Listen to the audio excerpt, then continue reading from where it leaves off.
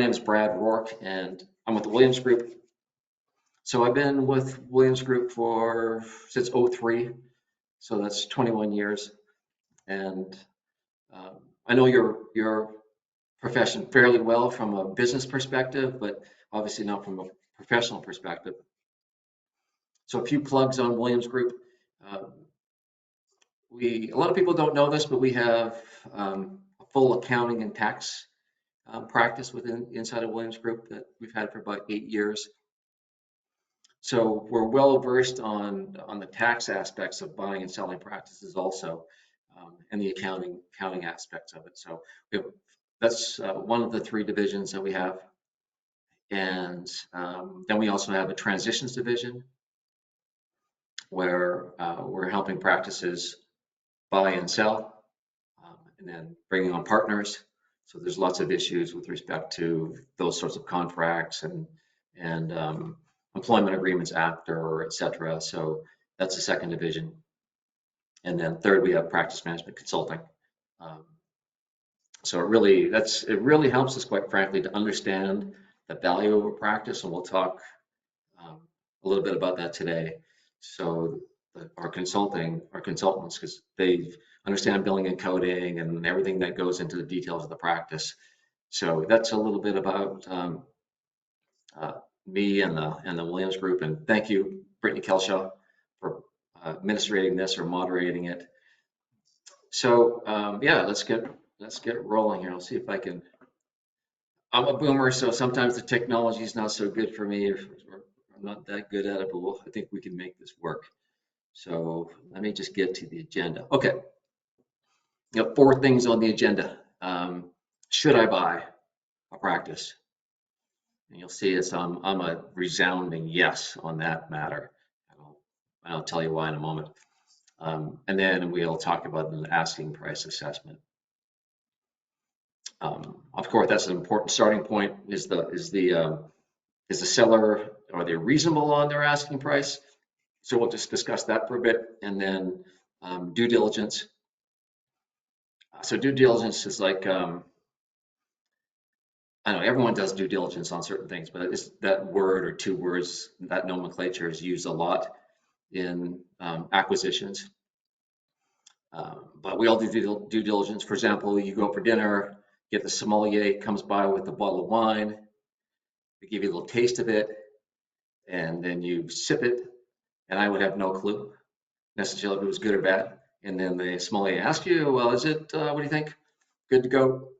So that's a form of due diligence, just testing things out. So we do that with driving cars or whatnot. So it's just a matter of looking at a practice and saying, is the asking price reasonable relative to the work I'm doing to look at the details of the practice?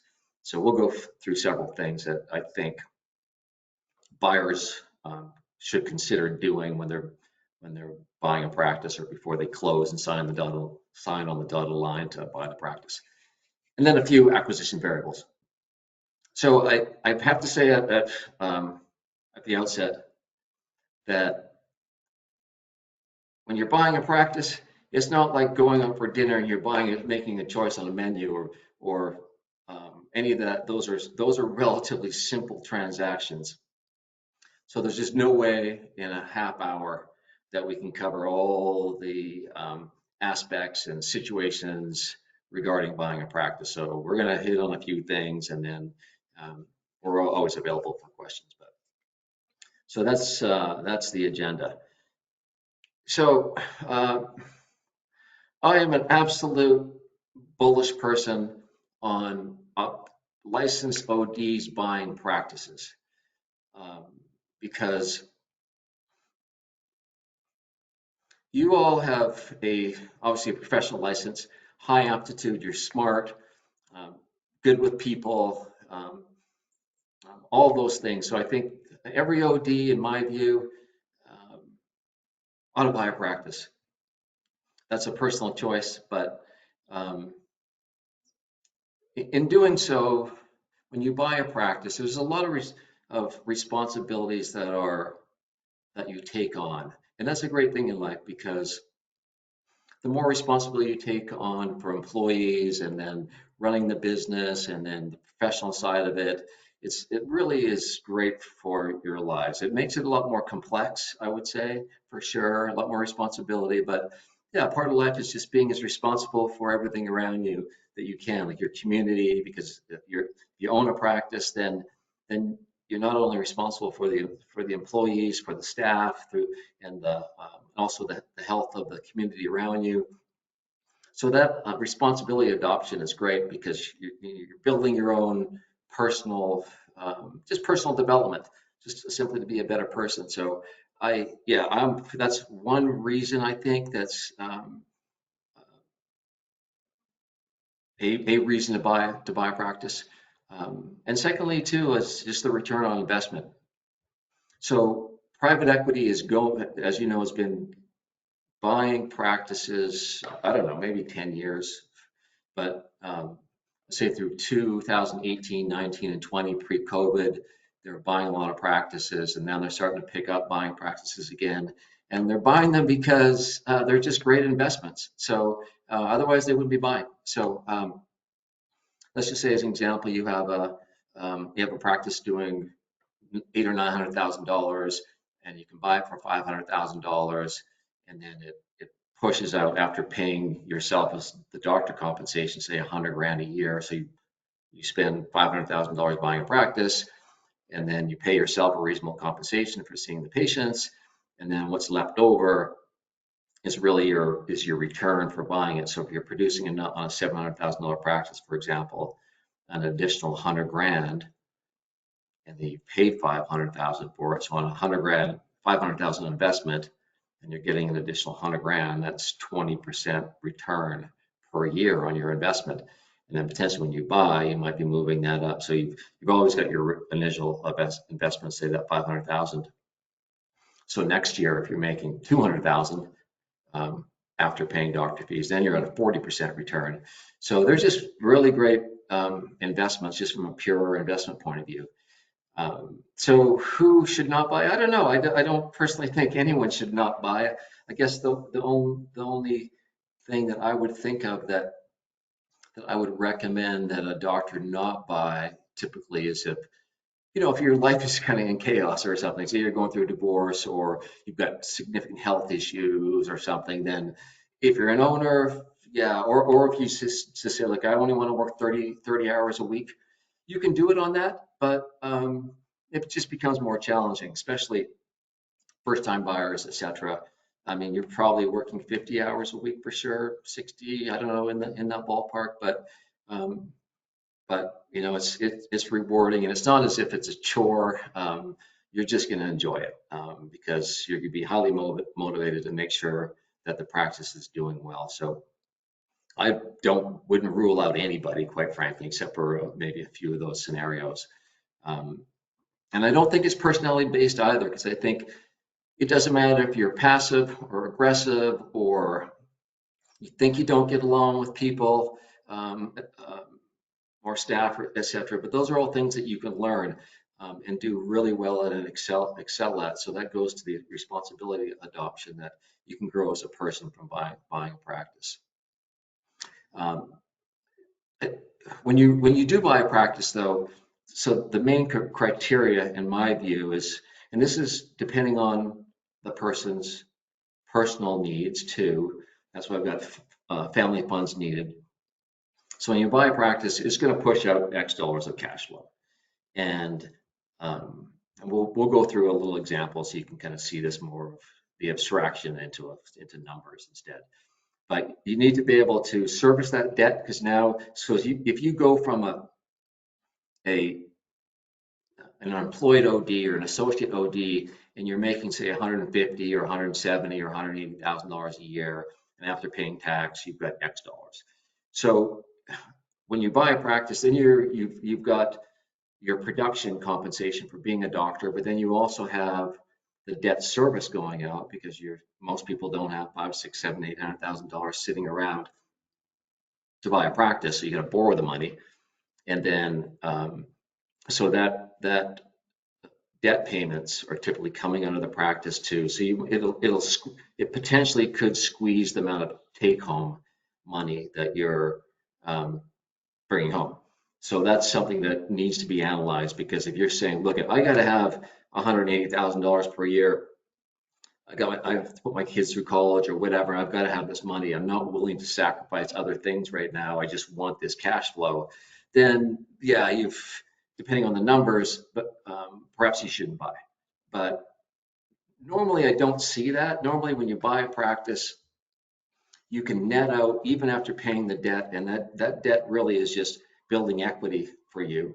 So yeah, but that's one of the main criteria is the amount of cash flow available after paying the debt service and what you need as a doc for your family and personal needs.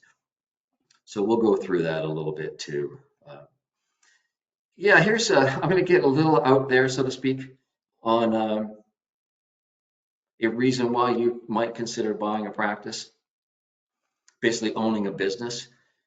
So this picture here is the Optimus 3. So I think Tesla just came out with it maybe two or three weeks ago. I'm not sure, but these machines are absolutely phenomenal. You should go onto YouTube and just look at them. They can walk down hills.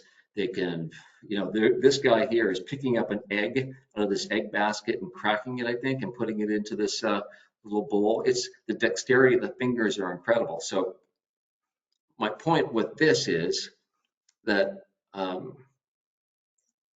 who knows, so they might release these things to the public. I don't know, Congress might step in. I don't know, Musk is getting involved in all the politics, but that's another matter, because these robots, I think Musk wants to sell them at $20,000 or $30,000 a piece, something like that.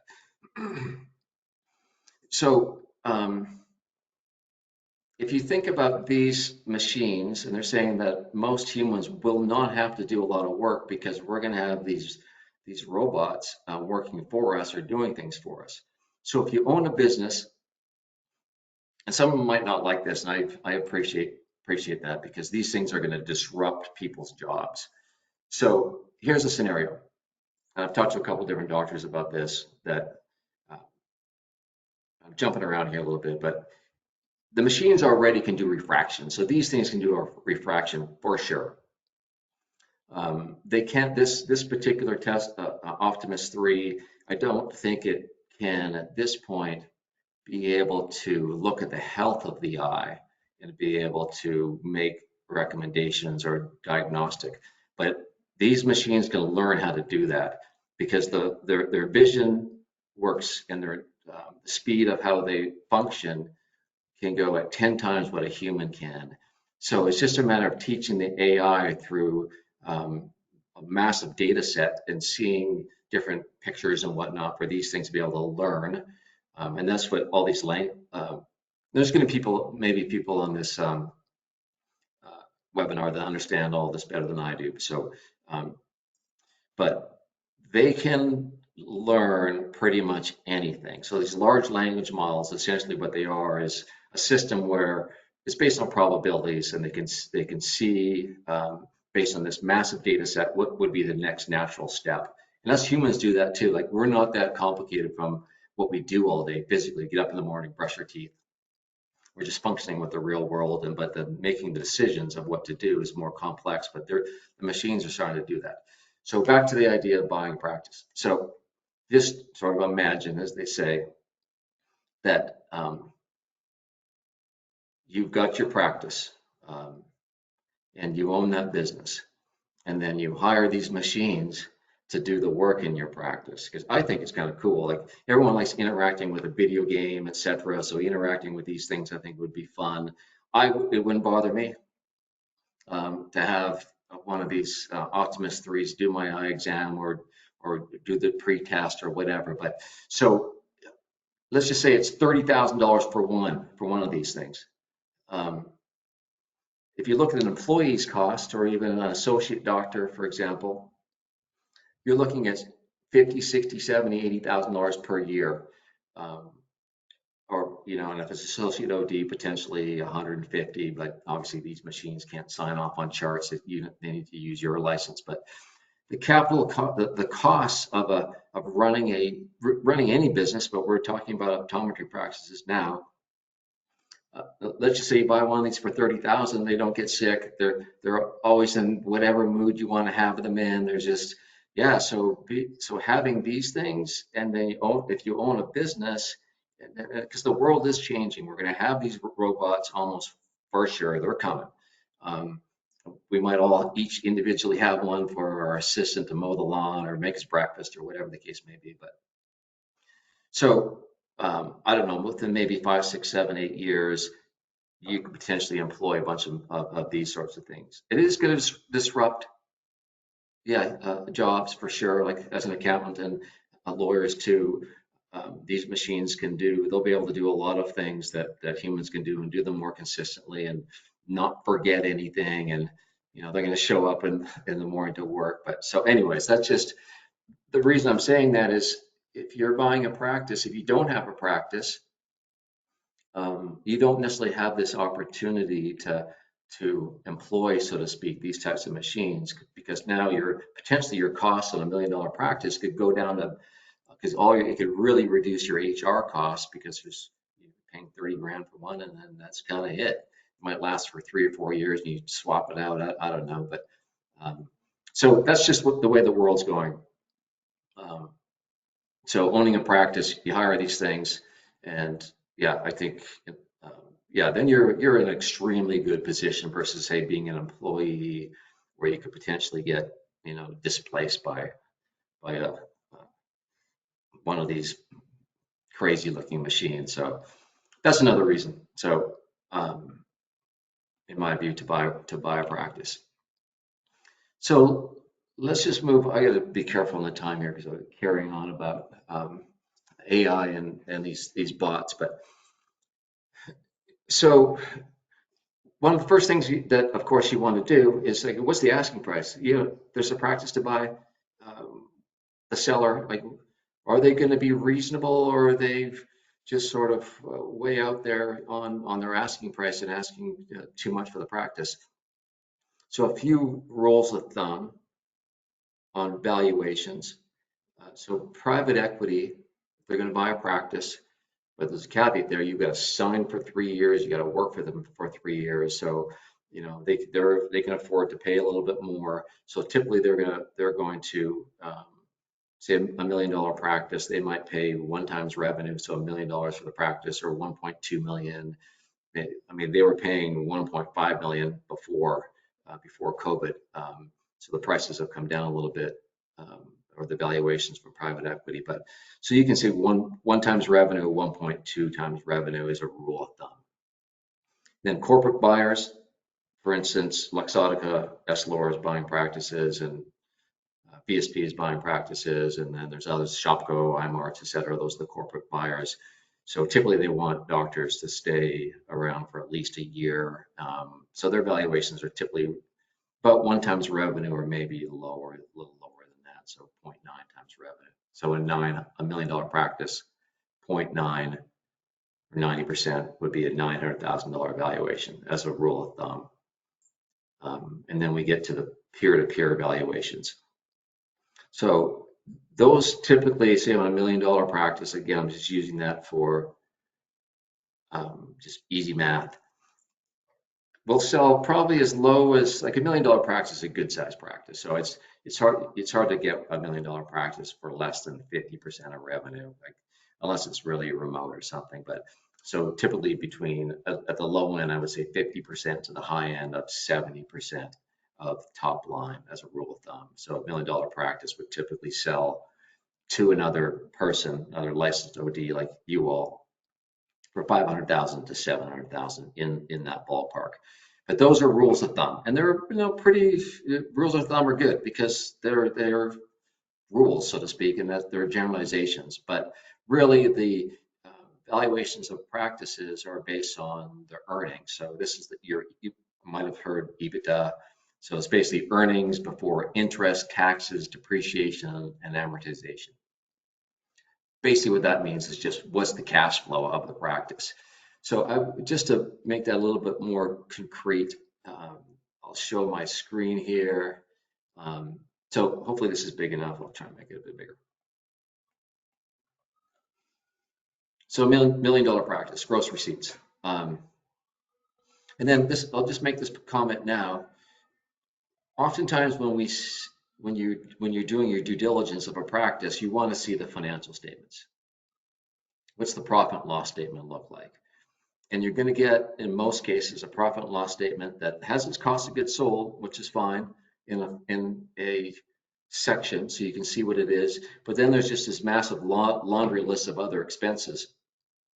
But you want to have them categorized, and you can do it yourself or have someone do it for you in these broad categories. So what's the staff costs? Accumulate all those together. So there's benefits, health insurance, and whatnot. Staff costs separate. And then overhead, so just bundling all these together because you want to know what your overall staff costs are. Is it high at 30% or is it low at 20, which is great? And then overhead, say at 8%, what are your total occupancy costs? What are your total marketing costs? And then that gives you basically your discretionary cash flow. If you own this $1 million business and you're doing the whole production yourself, then really you've got $337,000. But if you could change this to say it's 30%, then you've got 287. But whatever these numbers are, these percentages are important to know when you're buying because you want to know if they're high or low. So then we're going to just get down to the EBITDA calculation. So you get 337. So if you want to pay a doctor to produce $1 million, I've got 17% here. That private equity doesn't pay that high, but let's just say, look, if I'm doing this work, I'm producing $1 million. I want 170,000. Whether you own it or not, that's you got to pay a doctor. So that's the doctor compensation. So when you're doing a multiple of EBITDA, it's not this number, it's after paying reasonable doctor comp. So 337 less paying a doctor, whether that's yourself or someone else to see the patients, that's 170 or 17% of the top line or production. Then that's your EBITDA. So after paying doctors to see the patients and all these costs. So EBITDA does not include any financing costs, any leasing costs. Those are all capital related. So what's just the basic cash flow of the practice? So this is, you take this number and then you apply a multiple to it. So, so in this case, so it's going to range. Most practices peer-to-peer will sell at around 3.5 to 4, or 3 to maybe 4.5 of a multiple on your EBITDA. So if we take 4, this practice here would be worth 668,000 as a rule of thumb. So if a seller says, look, I have this $1 million practice and I want 900,000 for it, that's probably just that test is probably too high, because if you want $900,000, you're going to pay a lot of debt. There's the debt service on that's going to be too high, and you're not going to be able to make a living, and blah blah blah. So just on, so you can see the sort of example. Let's just say, for example, you do pay $668,000 for this practice. So I've got 337 up here. You're doing all this, so you can ignore the 170,000. So 337. That's your discretionary cash flow. You don't necessarily need to take the reasonable comp out. You could take nothing, or that gets into tax issues or different ideas. But so on this 337, let's assume so this goes to, can I afford to buy this practice? Can I personally afford to buy it with my family needs, etc.? So you got 337. That's how much cash is coming out. So you could now that's discretionary. So you could buy equipment, so you could do renovations with it, you could pay yourself, but really you've got 337 on this particular practice to decide what you're going to do with it. So you're going to basically pay tax, but this is real high level. So because there's lots of potential deductions when you buy a practice. So I've just taken 25%. So let's just say you've got 337 on this practice, and then you're going to pay tax of 84,000. Then you've got 88 grand of, because you borrowed the 668,000. So in your practice finance, your finance is at 6%, 5.95, 668,000 over 10 years. So essentially your monthly payment on that is $7,400 or 88 grand a month. So you got your 337, that's your cash flow. You got to pay tax, and then you got this cash going out for your loan payments. You can't deduct that except for the interest expense. And then let's just say the practice you buy, you want to put in 120 grand or so of capital costs. Maybe you want to buy an OCT, or you need to upgrade something, or you maybe need some renovations, whatever that number is. So typically those sorts of things, or things, at least equipment, you can finance it over 5 years. So if you're going to invest 120 grand back into the practice after you buy it, then you're looking at 27,000. That's this again, 6%. You borrow $120,000 to buy equipment, amortize it over 5 years. Those are the lease payments, 60 months. So 2,300 bucks a month, or 27,000. So that goes out the door. So that's the 136. Can you live on the 136? I don't know. Most people can, but a lot of people can't. It just depends how they spend their money. So this is sort of the analysis that you want to do, so that you need to know: if I buy this practice, can I make a living? So the greater obviously the collected receipts are, the more cash flow is producing, et cetera, et cetera. So that's one of the analyses that are necessary. So we're kind of running out of time here. So I'm going to give you a list of top 10, so to speak, of due diligence when you're considering buying a practice. So typically you want to get the tax returns. I don't find the tax returns all that useful at all, except for two things. One is the top line. So if an owner says, look, I have $1 million practice, then you can see on the tax return, it did, because no one's going to overinflate their receipts, because you don't want to pay more tax than you have to. So you can just make that comparison. What's the total gross revenue or collected receipts on the tax return? Okay, does that compare to what they're saying or alleging? Great. Okay, that confirms. The balance sheet's super useful though on the tax return, because then you can see what the seller is up to. So you want to get the tax returns, and then on that balance sheet on the tax return, it's called Schedule L. You can see how much debt the practice has, because if the doc has taken a large SBA loan during COVID, or just has a lot of debt, then they typically want more money for the practice, because when you buy the practice, they typically got to pay off all their own debt, so they might not net all that much. So this kind of gives you some insight when you look at the balance sheet, what the motivation of the doctor might be. But most selling doctors don't have a lot of debt, we see, because they're 60, 55, 65, 70, whatever. A lot of them have paid off their debt. So the balance sheet's useful. But tax returns, the reason tax returns, you want to file a tax return to minimize your tax. So the numbers typically, you have discretionary expenses put in there that you might not have when you buy. Then get the P&Ls. So this P&L benchmark is what I was mentioning here, to just know what your cost of goods sold percent is, and the staff and the overhead, like what are these numbers? So that's important to know. And then getting just moving on here quickly, an employee census is also really important,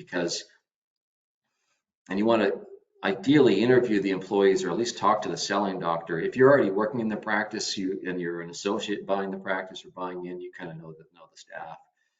But what are the age of the staffs? Or when the seller sells and they leave, some staff have committed to the doc, when you leave, I'm leaving. So that's important to know, the commitment level of the staff, because you don't want to buy a practice. You buy it, hey, everything's going great, we're doing $1 million. And then day one you buy it, and within 2 or 3 weeks, everyone says, look, I'm going to leave. So just really understanding what the employees are being paid. Are there too many employees? Are they willing to stay? So just understanding the employee situation is super important.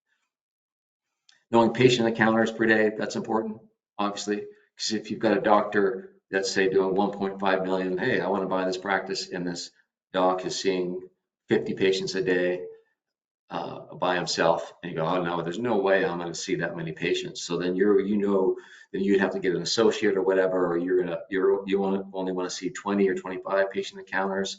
So then that practice might not be you or for you. But yeah, so just knowing how many patient encounters is important. CPT codes are important also. So because that gives you an idea of what type of practice it is. So we do due diligence for our clients, for buyers on practices. So this is just what are the billing codes for the year, the current procedural terminology codes.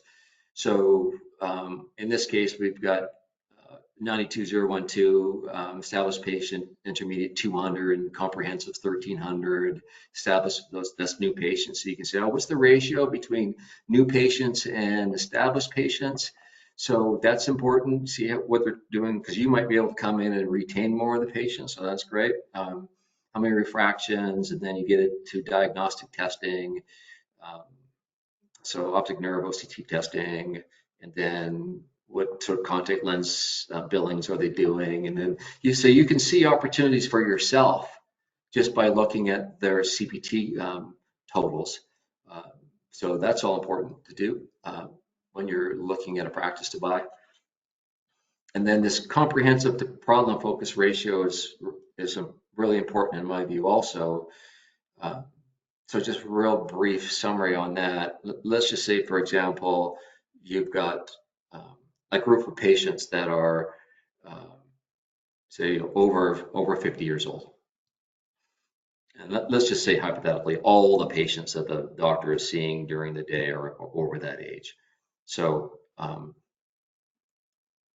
you do a comprehensive exam, and really the problem-focused procedures that come out of a demographic, an older demographic, should be, I'd say, at least say 50%. So for every 10 comprehensive, ideally you probably have, just based on averages, say 50% of those patients have some sort of medical problem. So that ratio is important, because you say, look, at this practice is only seeing 20% ratio of problem focus to comprehensive relative to that age demographic. So that's going to tell you that, okay, if maybe you're practicing, you're a younger doctor, and you want to do glaucoma management, or all the things that you want to do as a practitioner.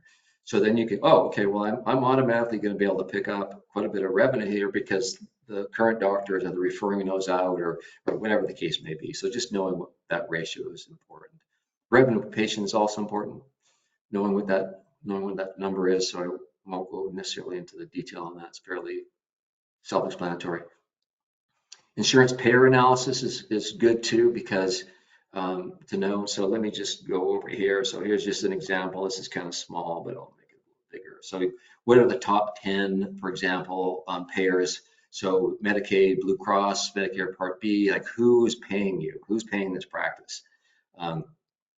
So knowing that's important, especially if you're doing an asset sale. Maybe I'll leave that for a second on an asset purchase. We'll get to that in a moment. So I'll just finish the top 10. And then professional versus optical ratio is important, because if you think they're 30% professional, 70% optical, then you might want to flip that. So not selling less optical, but you want to just move the professional fees higher. Than, just knowing what that ratio is important. And then I think the practice management system is really important also, because if you have a practice that either doesn't have a practice management system, which you'd be surprised how many still don't, or they've got a practice management system that you don't want to use, but it's okay if you've used one before, then you can swap it out because you're familiar with the practice management system. But that causes some disruption, because the staff aren't going to know it. So it's just because that's a fundamental piece of software that's used in an information system and for billing, et cetera. So that's a big deal, knowing what the practice management system is. So those are some things to consider when you're buying, because you're really looking at the opportunity. What's the opportunity with this practice? And I think most practices are kind of undervalued for a number of different reasons, but I won't go into those because I'm running out of time here. So a couple acquisition variables from a just tax or business point of view. So the buyers can do one of two things typically. Buy the assets. So the assets would be a typical optometry practice would be inventory, equipment, goodwill, supplies, all the software, everything else that the practice owns, but you're just buying the assets out of the practice. So when you do that and you form your own entity, then now you have to re-credential with all those payers. So you have to kind of assess the risk of not being credentialed or not being able to get back on those particular panels.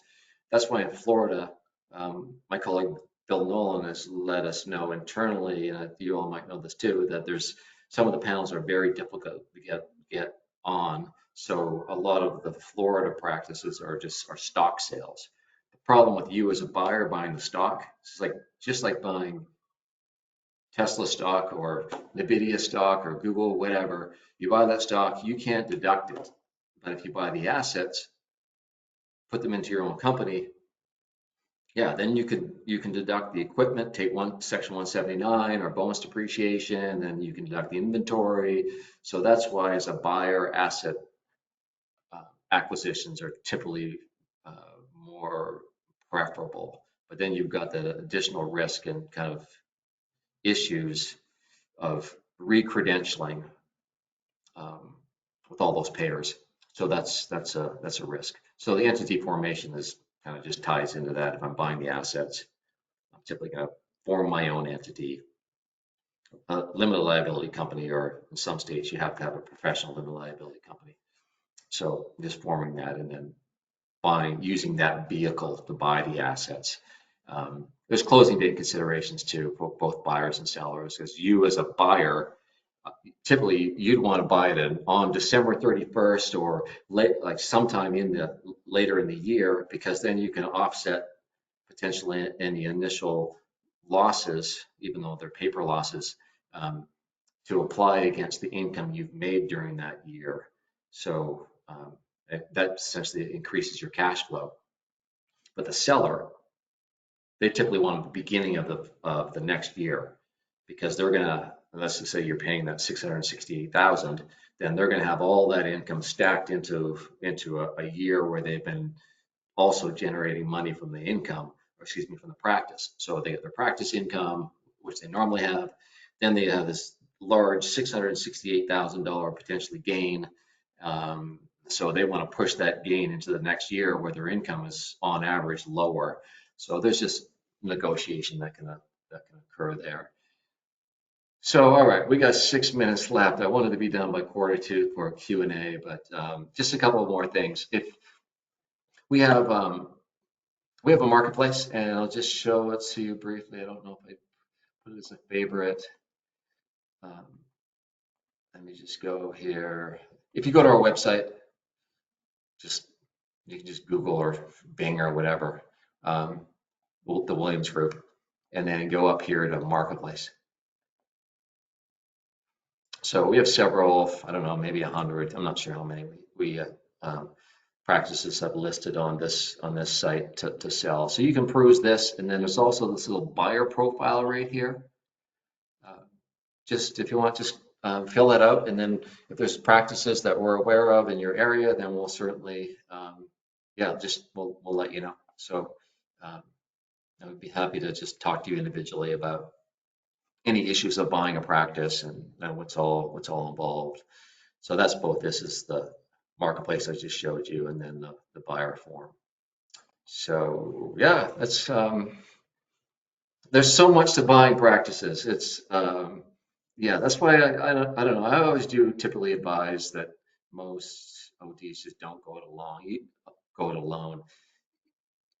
I know this is sort of self-serving in a sense, but still, it is in your best interest, in my view, to get a professional firm like us or someone else to help you with the acquisition, because there's a lot of pitfalls you can get into, and if you don't have experience buying a practice, then it's good to have someone in your camp. Like in general, you can keep the acquisition cost down to, I'd say, around 10,000. You can kind of just look at that, because you might want to get an appraisal, you might want to get some due diligence done.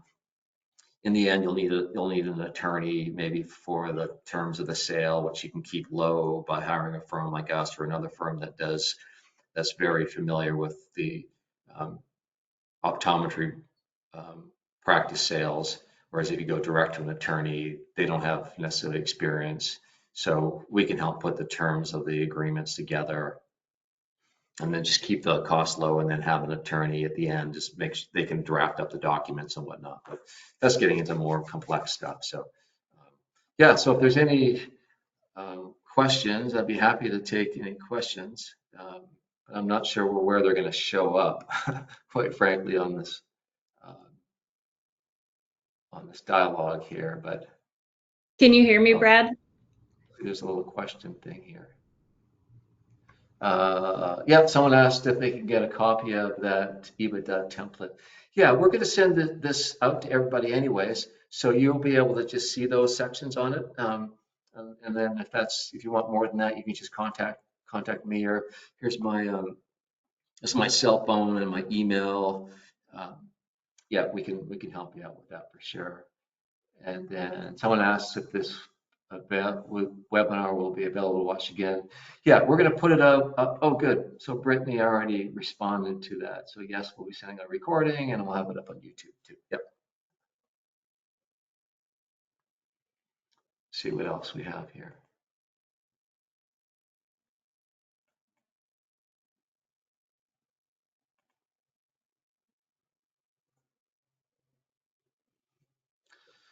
It's funny. That's like the buyers are typically probably definitely younger than me, but um, yeah, it seems like our brains aren't that, the plasticity of them gets to be problematic later, because just navigating on websites seems complicated to me, or any of these new software programs. But um, that's why I need one of those Tesla Optimus 3s or 4s.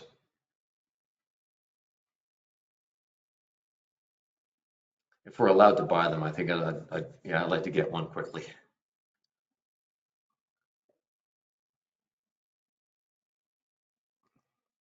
So, well, trying to think if there's anything else. Yeah, if there's any other questions, I think you could just plop them in the, I don't know if you can see the question and answer box, but yeah, just back to buying. Yeah, if you're on the bubble, so to speak, of whether or not you want to buy or don't want to buy practice, yeah, I just say, yeah, make the plunge. It's rewarding personally. It's financially rewarding. Keeping independent optometry is absolutely wonderful. Keeping that going, owning a business long term, in addition to the return and the responsibilities, is, yeah, I think it's just a great investment in general. You can employ your children perhaps, or yeah, you have yeah, just a lot of great benefits to buying a practice, and there's lots to buy. It's a buyer's market right now. So there's more practices for sale than there are buyers. Um, but it'd be better for sellers if those flipped around. But you're in a good spot if you're interested in buying. And you can look at several practices, et cetera. And if you're willing to move too, just a lot of people, young people, et cetera, are moving outside of urban areas too. So they're, if you're, say, an hour outside of Denver, or an hour outside of Phoenix, or Ohio, or Columbus, whatever, or even a half hour out. So that perimeter around major metros is a great place to buy too, because you can drive into the city if you want, but then you get the outdoor lifestyle of being in a more rural area, and housing costs are less. And I've talked to lots of people that are leaving California because, not just, yeah, only because their kids can't afford property there.